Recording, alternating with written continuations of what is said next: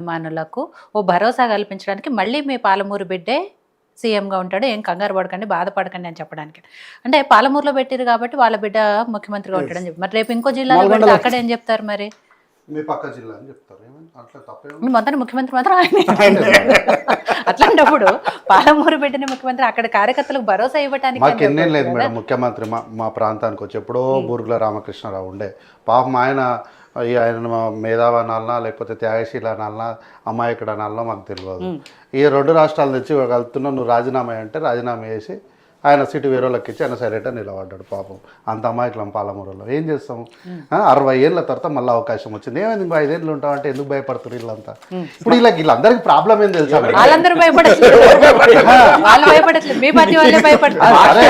మా వాళ్ళు ఏం భయపడలే మేడం, మా వాళ్ళు ఏం భయపడలే. మా వాళ్ళు మన పార్టీ విధానం ఇది కాదు కదా అని ఓన్లీ ప్రోటోకాల్స్ మాట్లాడినరు. ఇప్పుడు వీళ్ళందరికీ ఏం తెలుసా? కాంగ్రెస్ పార్టీ వీళ్ళందరి ప్రాబ్లం ఏంటంటే కాంగ్రెస్ పార్టీ అధికారంలో ఉన్న వీళ్ళ ప్రాబ్లం కానే కాదు.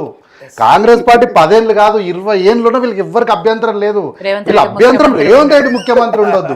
వీళ్ళందరూ ఏమంటారు? మా కాంగ్రెస్ పార్టీ పెద్ద సలహా ఇస్తారు. వీళ్ళందరూ మీ పార్టీ బాగుపడాలంటే రేవంత్ రెడ్డిని ముఖ్యమంత్రిగా మార్చండి అంటారు. ప్రత్యర్థి పార్టీ నాశనం అయిపోతే మీకు మంచిదే కదా. అంత పెద్ద విశాలమైన దృక్పథం మీకు ఎప్పుడు వచ్చింది? మా పార్టీ బాగుపడాలని, మా పార్టీ మొత్తం చెడిపోవాలనే కదా మా దగ్గర గెలిచిన వాళ్ళందరూ మీరు తీసుకుపోయినరు. అయితే చర్చలో భాగంగా మేడం అన్నగారు మాట్లాడుకుంటూ మొదలుపెట్టడమే హైడ్రాతో మొదలుపెట్టారు. నిన్నాక మొన్న మనం చూస్తూనే ఉన్నాం కదా, బతుకమ్మ కుంటలకు నీళ్ళు ఎట్లా పోతున్నాయి వరదలాగా, ఎంత పెద్ద మంచి ఇదైందో మనం చూసినాం కదా. తర్వాత నాగార్జున గారు వారి మొత్తం ఇన్కన్వీనియన్స్ అంతా గులగొట్టిన తర్వాత దాన్ని మళ్ళా ఇది అంతా నేను ప్రభుత్వానికి అప్పచెప్తున్నా అంటే వేరే వాళ్ళు ఎవరో డొనేషన్ అని రాశారు మేధావులు. కానీ మళ్ళీ దాని తర్వాత వారు కూడా ఎక్స్ప్లెనేషన్ ఇచ్చారు, నేనేం డొనేషన్ ఇవ్వలేదురా నాయన, ఆ జాగా చెరువు కాబట్టి చెరువుగా అప్పచెప్పేసిన మళ్ళీ వారు ఎక్స్ప్లెనేషన్ ఇచ్చారు. తర్వాత హైడ్రా కార్యాలయంలో కాలనీలకు సంబంధించినటువంటి వాళ్ళు మా పార్కులు కబ్జా అయిపోయినాయి, మా దగ్గర ఈ లేక్ ఉంటుందని చెప్పి ఆ లేక్ లేకుండా పోయింది సార్, లేక్ వ్యూ అని చెప్తే మేము అపార్ట్మెంట్ కొంటే తర్వాత చూస్తే లేకే లేదా ఆడ అని. ఇక్కడ మా దగ్గర ఉంటుంది మేడం ఒకటి నల్లగండ్ల హిమాసాయి లేక్ వ్యూ అని ఉంటుంది. అది కట్టేటప్పుడు నిజంగానే లేక్ ఉందాడా? ఇప్పుడు చూసాడు అపర్ణ ఉంది సార్, అపర్ణ అంటారు మై హోమ్ ఉందాడా? లేక్ లేదు మై హోమ్ ఉందాడా? ఇప్పుడు వాళ్ళు అంటారు అరే లేక్ వ్యూ అంటే కొన్నాము ఇక్కడ లేదు అని. సో దాని అన్నిటికీ ఇప్పుడు పరిష్కారం చూపిస్తుంది కదా, ఇంకేం కావాలి? ఒకప్పుడు మేడం ఇదే వార్తాపత్రికలో ఒకప్పుడు ఏం రాస్తుండే తెలుసా? హైదరాబాద్లో హైడ్రా కొరడా అని రాస్తుండే. ఇప్పుడు ఏం రాస్తున్నారు తెలుసా? హైదరాబాదుకు కొండంత అండ హైడ్రా అని రాస్తున్నారు. ఇగోండి, నేను హైడ్రా గురించి లేపుతారని తెలియక ప్రింట్ తీసుకెళ్ళా, లేకపోతే తెస్తుండే నేను. మీకు ఆధారంగా చూపిస్తున్నా. తర్వాత రేవంత్ రెడ్డి గారు ఏదో సవాల్ చేసి మర్చిపోతాడు, ఆయనకు జ్ఞాపక శక్తి ఉండదు, ఏదో వ్యాధి ఉందని ఏదో అన్నారు. మరి అంత పెద్ద చదువు నేను చదువుకోలేదు, నాకు తెలియదు మేడం. అయితే ఆయన సవాల్ చేసిన ఒక్కసారి వీలైతే పీసీఆర్ గారు ఎప్పుడు ఒకసారి దాన్ని టెలికాస్ట్ చేయమనండి. వారు ఎక్కడా కూడా క్లబ్లకు పబ్లకు రోడ్ల మీద చర్చలకు రమ్మని చెప్పలే. నేను ఆ కార్యకర్తల్ని తీసుకొని వస్తా అంటే దాని సందర్భం వేరు. ఏమంటున్నా, ఎమ్మెల్యేలు అంటే వారు ఎమ్మెల్యేలుగా అయినా కూడా పార్టీకి కార్యకర్తలే కదా, ఎంత పెద్ద నాయకులైనా కూడా పార్టీకి కార్యకర్తలే కదా. ఈవెన్ రాహుల్ గాంధీ గారు కూడా, అంటే మీ పార్టీలో కాదేమో కానీ మా కాంగ్రెస్ పార్టీలో రాహుల్ గాంధీ గారు కూడా పార్టీకి కార్యకర్తనే. అందుకు వారు రండి, మోడీ వస్తాడా ఎవరు వస్తారా అంటే మోడీ ఏమైనా వచ్చి క్లబ్లలో కూర్చుంటారా? చట్టసభలకు వచ్చి చర్చ చేస్తారు. అసెంబ్లీకి కూడా రాడు కదా, అట్లంటే అసెంబ్లీకి వస్తారా? ఏడుకొస్తారు చర్చ చేద్దామని చెప్పిండ్రు. ఒకసారి అందుకే ఆ వీడియోని కరెక్ట్ సెంటెన్స్ విందాము. వీలైతే చేయమని నేను చెప్తా. నేను ఇంత క్లారిటీతో చెప్పినా అంటే దానికి ఆధారం లేకుండా నేను మాట్లాడాను, మీకు తెలుసు ఆ విషయం. అయితే బనకచర్ల పైన ఏదో ఇట్లా రేవంత్ రెడ్డి గారు ఇట్లా మాట్లాడినరు అని అన్నారు. సింగిల్ ఎజెండా అదేదో మాట్లాడు. అయితే నేను కూడా నాకు కూడా ఏపీలో కొంతమంది మిత్రులు ఉంటారు కదా మేడం, కలిసినాం కదా 10 ఏళ్ళు కాంగ్రెస్లో బయట ఆడి ఉంటారు కదా, మాకు కూడా చుట్టరికలు. అయితే వాడిని అడిగిన ఫోన్ చేసి, ఏం మావా ఏది మీరు ఏమనుకుంటున్నారు, మరి మా వాళ్ళు ఏమో ఇట్లా అంటున్నారు, మీ వాళ్ళు ఏమంటున్నారు అని. వాడు ఓ మాట టక్కున మాట అన్నాడు, నిజంగా రా కేటీఆర్ చెప్పింది కరెక్టే, కల్వకుంట్ల తారక రామారావు చెప్పింది కరెక్టే, మీరు తెలివిలేని వాళ్ళు, మీరు మీకు మైండ్ లేదు పాడలేదు హౌలే వాళ్ళు మీరు అని నన్ను అన్నాడు రిటర్న్. అంటే నేను వల్గర్ లాంగ్వేజ్గా చెప్తలేను, బట్ మమ్మల్ని అన్నమాట చెప్తున్నా. మాట మా ఇద్దరి మధ్యలో ఇంటెన్స్తో వాడు అన్నాడు అన్నమాట. ఏంటంటే నాకు వీడియో పంపించాడు, వినిపిస్తా. నేను సిన్సియర్గా చెప్తాను, నిండు హృదయంతో చెప్తాను. అక్కడ ప్రజలు చాలా తెలివైన వాళ్ళు. ఆంధ్ర ప్రజలు మాకంటే తెలంగాణ ప్రజల కంటే చాలా తెలివైన వాళ్ళు, చైతన్యవంతులు. టీఆర్ఎస్ పార్టీకి ఉనికి లేదు అనుకున్న హైదరాబాద్ లో ఈ రోజు మాకు ఓటేసి ఇవాళ మా ప్రత్యర్థి కాంగ్రెస్ పార్టీకి ఒక సీట్ ఇవ్వలేదు హైదరాబాద్ లో. ఈ వీడియో నాకు పంపించాడు, నాకు అర్థం కాలేదు. మళ్ళీ ఫోన్ చేసి ఏదో వీడియో పంపించడం ఏంది అంటే, అరే ముఖ్యమంత్రి పెద్దోడా, మంత్రి పెద్దోడిపై ఎవరు పెద్దోళ్ళు? ముఖ్యమంత్రి ఏడే చెప్పిండు, మంత్రి ఏడే చెప్పిండు. మంత్రి రోడ్డు మీదకి వచ్చి ప్రెస్ వాళ్ళు అందరూ వచ్చి మైక్ పెడితే మాట్లాడేసిండు. దానికి లెక్క లేదు, ప్రాతిపదికం లేదు. ముఖ్యమంత్రి గారు మంత్రుల సమక్షంలో అంటే 10ల సంఖ్యల రిపోర్టర్లు అందరిని ముందర పెట్టుకొని విత్ ఎవిడెన్షియల్ డాక్యుమెంట్ ప్రూఫ్తోనే మాట్లాడిండు. మీరేమో ముఖ్యమంత్రి మాట వింటలేరు. ముఖ్యమంత్రి తప్పు చెప్పారు, పక్క రాష్ట్ర మంత్రి కరెక్ట్ చెప్పిండు అంటారు. ఈడనేమో పక్క రాష్ట్ర ముఖ్యమంత్రి చెప్పిండు ఎజెండా ఏం లేదని మీరు వచ్చి అబద్ధాలు చెప్తారని మా దగ్గర అంటారు అని అంటారు. అంటే నువ్వెవరిని నమ్ముతావు అంటే, నేనైతే ముఖ్యమంత్రి మాటలే నమ్ముతా భయ్. చంద్రబాబు నాయుడు గారు చెప్పింటే చర్చలోకి వస్తుండే, కానీ ముఖ్యమంత్రి మాటనే ఫైనల్ మావ. ఎందుకంటే ఆయనే కస్టోడియన్ కాబట్టి మంత్రులు మాట్లాడింది అది కూడా అన్అఫీషియల్గా రోడ్ల మీద మాట్లాడిన దానికి ప్రామాణికాలు లేవని చెప్పిండు. ఇప్పుడు ఇంకా ఎవరిదో నాకు మీరే చెప్పండి. తర్వాత అన్నారేదో రాక మాకు 10 ఏళ్ళకి అధికారం వచ్చింది అని అంటారు. మాకు రాక రాలేదు మేడం 10 ఏళ్ళు. అంతకుముందు 10 ఏళ్ళు మేమే అధికారంలో ఉన్నాము. అయితే ప్రజలు ఏమనుకున్నారంటే, వీళ్ళందరూ చెప్తారు కదా కల్వకుంట్ల చంద్రశేఖరరావు గారే తెలంగాణను మోసుకొచ్చిండు అంటే నిజం అనుకొని నిజాలు తెలియని ప్రజలు ఏం చేశారంటే, నిజంగానే కల్వకుంట్ల చంద్రశేఖరరావు గారే తీసుకొచ్చిండేమో అనుకొని వేసిర్రు అనమాట. అయితే అట్లా 2 సార్లు అవకాశం ఇచ్చారు. అవకాశం కూడా 2వ సారి ఎట్లా వచ్చిందో అందరికీ తెలుసు.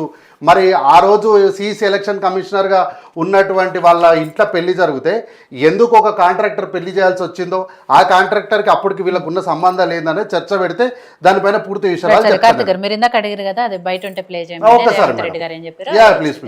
ప్లీజ్.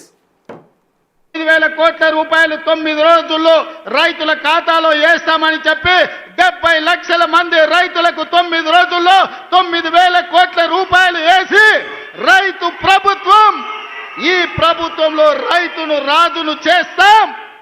మా ఉద్దేశం, మా లక్ష్యం వ్యవసాయం దండుగ కాదు, వ్యవసాయం పండుగ చేస్తామని చెప్పినాం. చేసి చూపించి ఆ ఘన విజయాన్ని సాధించి ఇవాళ రైతులు తలెత్తుకునే విధంగా ఇది రైతు రాజ్యం అంటే ఇట్లా ఉండాలి. 24 గంటల ఉచిత కరెంటు ఇవ్వాలి, రైతులు పండించిన పంట కొనాలి, రైతులకు రుణమాఫీ చెయ్యాలి, రైతులకు రైతు భరోసా ఇవ్వాలి అని ఈ రోజు ఈ ప్రజా పాలనలో ఇందిరమ్మ రాజ్యంలో మనం అమలు చేసిన మిత్రులారా. ఇవాళ ఎవరైనా సరే నేను సవాలు విసురుతున్నా, అది ఢిల్లీలో ఉండే మోడీ అయినా సరే, గల్లీలో ఉండే కేడీ అయినా సరే, చర్చ పెడతాం. పార్లమెంటులోనా అసెంబ్లీలోనా రైతు రాజ్యం ఎవరు తెచ్చిండ్రు? రైతులకు అండగా నిలబడ్డది ఎవరు? అసెంబ్లీలోనా రైతు రాజ్యం ఎవరు తెచ్చిండ్రు? రైతులకు అండగా నిలబడ్డది ఎవరు? తేల్చుకుందాం రాండి. ఇప్పుడు ఎవరు వస్తారో తెలుసుకోనికి. ఏమన్నా పార్లమెంట్లకు వస్తారా, అసెంబ్లీలకు వస్తారా, నా కార్యకర్తలు తీసుకొని వస్తా అన్నాడు. ఆయన క్లారిటీతో చెప్పిండు మేడం. వీళ్ళకు ఆయన ఇక్కడ లేడు కదా, ఆయన అన్న బయట వేరేతో ఉన్నాడు.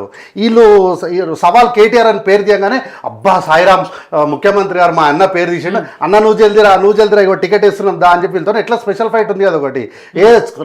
విడికి వచ్చాడు. ఆయన ఏం మాట్లాడిండో, ఏం సవాల్ చేసాడో వీళ్ళు ఎవ్వరు ఇండే. ఇప్పుడు మీరు విన్నారు కదా, నేను చెప్పిన ఆధారం లేకుండా నేను మాట్లాడాను మేడం అని చెప్పిన. విన్నారు కదా, పార్లమెంట్ అసెంబ్లీ అన్నాడు, పబ్బులు అన్నాడా. కాబట్టి వీళ్ళేదో బనకచర్ల గురించి పార్లమెంట్కి వస్తారా, అసెంబ్లీలోకి వస్తారా కార్యకర్తలు అంటే మీరు దాన్నే చెప్పారు. కార్యకర్తలు అంటే ఎమ్మెల్యేలే అని, అంతేనా? ఎమ్మెల్యేలు ఫస్ట్ కార్యకర్తలు, తర్వాత ఎమ్మెల్యేలు. అంతే. అంటే వాళ్ళ పార్టీ ఎట్లుందో మాకు తెలియదు, అది మా పార్టీ వేదిక కాబట్టి. రాహుల్ గాంధీ గారే కార్యకర్త అయినప్పుడు, మా పార్టీలో ప్రాణాలు ఇచ్చినటువంటి వారి వారసుడే కార్యకర్త అయినప్పుడు ఏమో మాదే ఉంది. కాబట్టి వీళ్ళేదో బనకచర్ల అన్నారు. అయితే ఇదేమి మన పేపర్ ఏం కాదు మేడం, ప్రధానంగా ఉన్నటువంటి సర్క్యులేషన్లో ఉన్న పేపర్ వాళ్ళే రాశారు. బనకచర్ల అసాధ్యం అని రాశారు. ఇక మళ్ళీ ముఖ్యమంత్రి గారు చెప్పేది ఏంది, ఆడ జరిగిన తర్వాతనే union cabinet has approved for 30,436.95 crores proposal of diverting 200 TMC after the completion of Polavaram project. దానికి ఏం చేయాలి, దానికి 45.72 మీటర్ల ఎత్తు ఉండాలి పోలవరంకి. గంత ఉంటే సాధ్యమవుతుంది, లేకపోతే కాదు అని క్లిస్టల్ క్లియర్. ఇది ఇక మళ్ళీ వీళ్ళు వచ్చి దానిపై ఇక బనకచర్ల గురించి చంద్రబాబు నాయుడు గురించి మాట్లాడతారు. అయితే అన్నగారు ఏదో బీసీ ముఖ్యమంత్రిని చేస్తారా, అట్లెట్లా చేయరు ఇట్లెట్లా చేయరు, ఇంకొకరికి అవకాశం ఇవ్వరా? 10 ఏళ్ళు మీరే ముఖ్యమంత్రి. ఇంకొకరికి అవకాశం ఇవ్వడం వేరు, ప్రత్యేకంగా ప్రధానంగా బీసీలకు అవకాశం ఇయ్యరా, మహేష్ కుమార్ గౌడ్ని ముఖ్యమంత్రిని చేయరా అని మాట్లాడుతారు. సరే మా ముఖ్యమంత్రి మహేష్ అన్న అవుతాడా, మదేష్ కన్నా అవుతాడా, ఇంకెవరు అవుతారో చూసుకుందాం తర్వాత. కానీ మీ పార్టీ అధ్యక్షుడిని బీసీని చేయండి, చేసిండ్రా?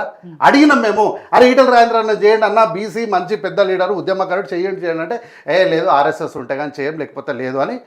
మరి వాళ్ళు ఏమనుకున్నారో మనకు తెలియదు. సరే పోనీ పార్టీ అధ్యక్షుని చేయలేదు, పోనీ శాసనసభ పక్ష నేతనన్నా చేయొచ్చు కదా. గది కూడా ముఖ్యమంత్రిని చేస్తామన్న వాళ్ళు శాసనసభ పక్ష నేతను చేయొచ్చు కదా, గది కూడా చేయలేదు. తర్వాత ముఖ్యమంత్రినే చేయదలుచుకున్నారు ఎవరు, మిగిలినవన్నీ కాకుండా బీజేపీ. అట్లాంటప్పుడు ఇంకా మమ్మల్ని అడగకూడదు. అట్లాంటప్పుడు ఒక 2 minutes మేడం, మీతోనే మాట్లాడుతున్నా. అయిపోయింది ఒకటే పాయింట్. బీసీల పైన ఏదో ప్రేమ ఉండాలి అది ఇది అన్నారు కదా మేడం. అయితే ముఖ్యమంత్రి గారు టైం ఇవ్వండి సార్, నాకు కొంచెం టైం ఇవ్వండి, బీసీలను టైం ఇవ్వండి అని అంటే ఇంతవరకు టైం ఇస్తాడు. ఇగో రాసిండు ఆయన, లెటర్ రాసిండు, టైం ఇవ్వండి మాకు, మేము వచ్చి మాట్లాడతామంటే దానికి వీళ్ళు టైం ఇస్తలేరు. ఈరోజు వీళ్ళు వచ్చి బీసీల గురించి మాట్లాడుతారు. నెక్స్ట్ సీజన్లో టైంకి రైతు భరోసా వేస్తామన్నా, ఈ వేదిక పనిచేసి మీకే నేను మాటిస్తున్నా, బరాబర్ 100% వేస్తాము. అయితే వేసిన తర్వాతనే మిగతా అంతా చూస్తాం. అయితే ప్రమాణ స్వీకారం చేసిన మొదటి రోజు నుంచి మొదలుపెట్టారు మేడం, సీఎంని మారుస్తారని. మహారాష్ట్ర పోతే మహారాష్ట్రకి మారుస్తామన్నారు, ఆడ హర్యానాకు పోతే హర్యానాకు మారుస్తామన్నారు, ఢిల్లీకి పోతే ఢిల్లీకి మారుస్తామన్నారు, అన్ని చోట్ల మారుస్తామన్నారు, కానీ ఎక్కడ మార్చలేదు. అయితే తెలంగాణలో బీజేపీ పార్టీ అధికారంలోకి రావాలని వీరు కోరుకోవడం తప్పేం లేదు మేడం, కోరుకోండి మంచిది. కాకపోతే కోరుకునే ముందు మేడం, ఇది అమిత్ షా గారిది అఫీషియల్ వెబ్సైట్, ఇది అమిత్ షా గారిది అఫీషియల్ వెబ్సైట్లోనే వాళ్ళు రాశారు, PM Modi promise 15 lakhs in each account Amit Shah. ఇది అఫీషియల్ వెబ్సైట్లోకి వెళ్ళి తీసుకున్న ఈ పేపర్ని, ఓపెన్ వెబ్సైట్ ఇది. ఈ 15 లక్షలు ఎప్పుడు ఇస్తారో చెప్పండి, తెలంగాణకు మీరు ఏం చేసిర్రో చెప్పండి. అవి చేయకుండా, అవి చెప్పకుండా ఏం మాట్లాడతారు? కేసీఆర్ గారు సభకు రావాల్సిన అవసరం లేదు, ఎందుకు మీకు పాలన అడ్మినిస్ట్రేషన్ వారు రావాలి సార్, వారు వస్తేనే 10 ఏళ్ల పాపము మమ్మల్ని బీజేపీ వాళ్ళని కూడా ఏమి విడిచిపెట్టలేదు కేసీఆర్ గారు. మమ్మల్ని తీసుకుపోయి 3 గంటల రాత్రులు ఎందుకు అరెస్ట్ చేసారో వారు చెప్పాలి సభకు వచ్చి, చెప్పకుండా ఉంటానంటే ఎట్లా?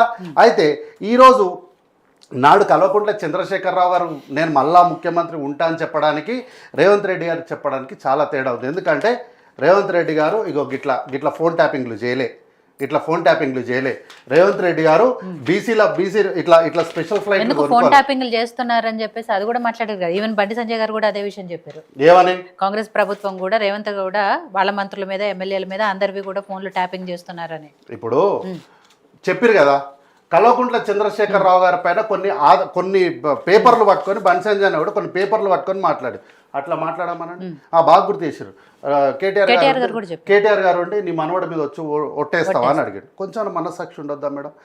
ఏదో ఒక దగ్గర మాట్లాడుకుంటూ, అరే నీ కొడుకుకు ఏం అర్హత ఉందని రాముల వారికి బట్టలు సమర్పించిండు అని మాట్లాడుకుంటూ, పేదల పిల్లలేమో దొడ్డు బియ్యం తింటున్నారు, నీ కొడుకేమో సన్న బియ్యం తిని రుబ్రోల్లాగా అయ్యిండని ఓ మాట అంటే, దానికి ప్రముఖ టీవీ వ్యాఖ్యాత అయినట్టు సుమ గారు కూర్చొని ఇట్లాంటి వ్యాఖ్యలు విన్నప్పుడు నాకు చాలా బాధ అనిపిస్తుంది, మనసుకు కష్టం అనిపిస్తుంది. నువ్వు అన్నమాలను ఏడిపేడిచినావు కదా, నీ కొడుకన్నా ఆ మాట అనేటప్పటికీ దాదాపుగా వయసుకు వచ్చిండు హిమాంశురావు గారు. కానీ ఈ చిన్న పిల్లని మీద వచ్చి నువ్వు ఒట్టేస్తావా అంటే ఏమన్నా నాకు ఇంటి పంచాయతీ ఉందే ఏంది? మరి నీ కొడుకు మీద అంటేనేమో నీకు బాధ అనిపించింది, మరి ఎదుటోళ్ళ మీద, కాపురాల మీద, పిల్లల మీద అన్నప్పుడు ఇవన్నీ లెక్కలకు రావాలి. ఆ విషయానికి వస్తే కేటీఆర్ గారు వాళ్ళు చెప్పారు, నా బిడ్డల మీద ఒట్టేస్తున్నా, నేను ఏ రోజు కనీసం సిగరెట్ కూడా తాగలేదు, డ్రగ్స్ అంటే ఇప్పుడు ఆయన ఓకే మేడం, ఆయన ఏమంటాడు, దానిపైన లైవ్ డిటెక్టర్కి వస్తావా, దీనిపైన లైవ్ డిటెక్టర్కి వస్తా అని చేతులు టోపి ఇట్లా అని అంటాడు కదా. వద్దు లైవ్ డిటెక్టర్లు ఇవన్నీ ఎందుకు? నీకు వైట్ ఛాలెంజ్ చేద్దాము రా అని చెప్పి సవాల్ చేసారు. మరి కొండ విశ్వేశ్వరరెడ్డి గారికి ఇస్తే కొండ విశ్వేశ్వరరెడ్డి వచ్చి గోర్లు అవన్నీ ఎంటికలన్నీ ఇచ్చిండు కదా, మరి నువ్వు ఎందుకు ఇస్తలేవు ఇప్పుడు? సరే ఇప్పుడు కానీ నీకు వచ్చి దీనికి కొట్టేందుకు? ఇప్పుడు మీరు ఫోన్ ట్యాపింగ్ చేసిరని ఇగోండి మేడం రాసి ఇచ్చిరు నాకు, నా number is in LI interception list of SIB during assembly general election 2023. ఇది ప్రూవ్డ్. దీనికి ఒట్లేందుకు? ఆధారమే కదా రామలా. ఇప్పుడు మీరు అంటారు కదా చేస్తలేరని. ఇప్పుడు ఇది కేసు నడుస్తున్నది కదా, మీరు కూడా వచ్చి ఒక కేసు రాసియండి, మా ఫోన్లో ట్యాప్ అవుతున్న కేసు రాసియండి. మరి అట్లా చేయరు, ఉట్టిగా ఆరోపణలు వాళ్ళ ఫోన్లు ట్యాప్ చేసి అవుతున్నాయి, మీ మంత్రులవే అవుతున్నాయని, బట్టిది పొంగులేటిది వీళ్ళందరివి కూడా ట్యాప్ చేస్తున్నారు అని కదా అని వీళ్ళకి ఎవరు చెప్పిండ్రు? బట్టి గారు పోయి చెప్పిన నా ఫోన్ ట్యాప్ అవుతుంది. మీకు ఎవరు చెప్పారు? ఆలోచించి అవును మేడం, ఇగో ఇది అఫీషియల్ డాక్యుమెంట్ ఇది మీకు నోటీస్ వచ్చింది. మీరు ఏదైతే గతంలో వాళ్ళందరివి చేశారు, వీళ్ళే చేశారు, వాళ్ళ సినిమా యాక్టర్లే చేసారు అని పేర్లు తీసుకురు కదా, ఆలోచించి చెప్పారా మీకు? ఇప్పుడు మేమేమి ప్రశాంత్ రెడ్డి గారు ఫోన్ ట్యాప్ చేసిండ్రు, లేకపోతే శ్రీనివాస్ గౌడ్ గారు ఫోన్ ట్యాప్ చేసిరని మేమేం అనలే. మీరు ప్రధాన ప్రతిపక్ష నాయకుల ఫోన్లు ట్యాప్ చేస్తారని చెప్పినాం. ఎందుకు? దానిపైన మాకు కొన్ని అనుమానాలు వచ్చినాయి.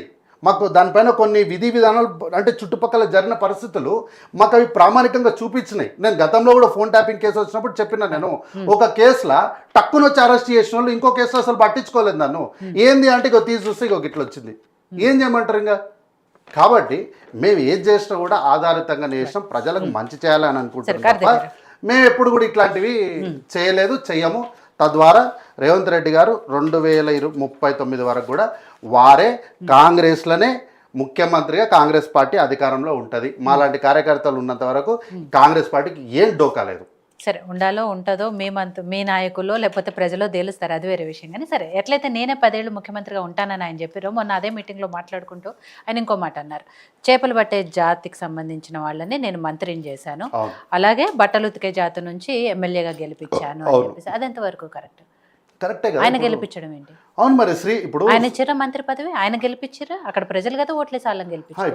ఇప్పుడు మంత్రి పదవి ఉంది మేడం. మంత్రి పదవి ముఖ్యమంత్రి గారి అనుమతితోనే జరుగుతుంది. నేను గతంలో ఇదే చర్చలో ఉండి ఢిల్లీలో చేస్తారంటే ముఖ్యమంత్రి కనీసం గది కూడా పట్టులేదా అన్నారు. అంటే మంత్రివర్గం, ఆయన మంత్రివర్గంలో ఎవరు ఉండాలో చెప్పేంత పట్టులేదా అని అన్నారు. ఆ రోజు ఉన్నటువంటి పరిస్థితులల్లో ఆ నిర్ణయం ఎక్కడ జరుగుతుంది అన్న దానిపైన నేను మాట్లాడితే ముఖ్యమంత్రి అని తక్కువ చేసి మాట్లాడారు. కానీ ఆ రోజు నేనేం అనలేదు.